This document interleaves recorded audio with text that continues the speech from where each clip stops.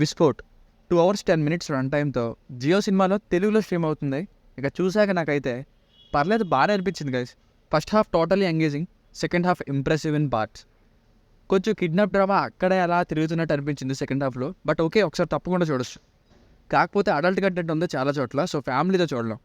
24 hours అయిపోయే స్టోరీతో ఉన్న movie ఇది. అండ్ మూవీ మెయిన్గా drugs and extra marital affair చుట్టూ తిరిగే ఒక థ్రిల్లర్.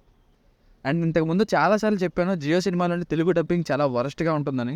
ఇక ఈ సినిమాలో కూడా రితేష్ దేశ్ముఖ్ గారికి చెప్పిన డబ్బింగ్ ఏదైతే ఉందో అన్బేరబుల్ డబ్బింగ్. కొంచెం క్వాలిటీ చెక్ చేసి డబ్బింగ్ని బెటర్గా మారిస్తే బాగుంటుందని నా ఫీలింగ్.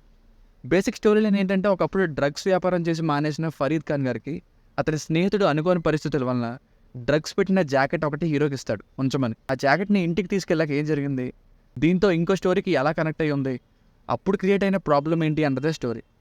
ఫస్ట్ హాఫ్ స్టార్ట్ చేయడమే డైరెక్ట్గా మెయిన్ పాయింట్లోకి ఎంటర్ అవుతుంది.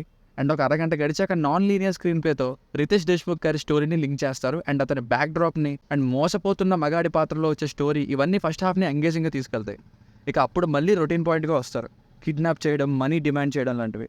అండ్ నాకు మెయిన్గా డిసప్పాయింట్ చేసింది ఏంటంటే, సినిమాలో యాసిడ్ తాయ్ అనే ఒక లేడీ విలన్ రోల్కి ఏమీ చేయకుండా అలానే వదిలేయడం. ఇక పర్ఫార్మెన్సెస్ వైజ్ అందరివి బాగున్నాయి, సాంగ్స్ ఏం లేవు, సినిమాటోగ్రఫీ బాగుంది, ఫైట్స్ అంతగా ఆకట్టుకోవు, యాక్షన్ పార్ట్ చాలా తక్కువ, ఏదో రౌడీలు అలా కనిపిస్తుంటారు బట్ ఫైట్స్ చాలా తక్కువ. బట్ స్టోరీ టెల్లింగ్ ఇంట్రెస్టింగ్గానే ఉంది, అదే దీనికి ప్లస్. అందువల్లే ఒకసారి చూసేయచ్చు. అడల్ట్ సీన్స్ సినిమాలో ఉండే ఇద్దరు హీరోయిన్స్తోనూ ఉన్నాయి, సో ఫ్యామిలీతో అసలు ట్రై చేయొద్దు. సో ఫైనల్గా మూవీకి వర్డిక్ట్ ఏంటంటే, తెలుగు డబ్బింగ్ని ఇంకా కొంచెం డౌన్ అయిన సెకండ్ హాఫ్ని, ఇంకా కొన్ని చోట్ల అవసరానికి మించి స్ట్రెచ్ చేసే సీన్స్ని పక్కన పెడితే you can watch this film. Engaging first half and okay second half. దీనికి రేటింగ్ వచ్చేసి ఇది నా ఒపీనియన్ 3/5. మీకు కనుక రివ్యూ నచ్చినట్లయితే మరిన్ని రివ్యూస్ కోసం మన ఛానల్ని సబ్స్క్రైబ్ చేసుకోండి. Thank you.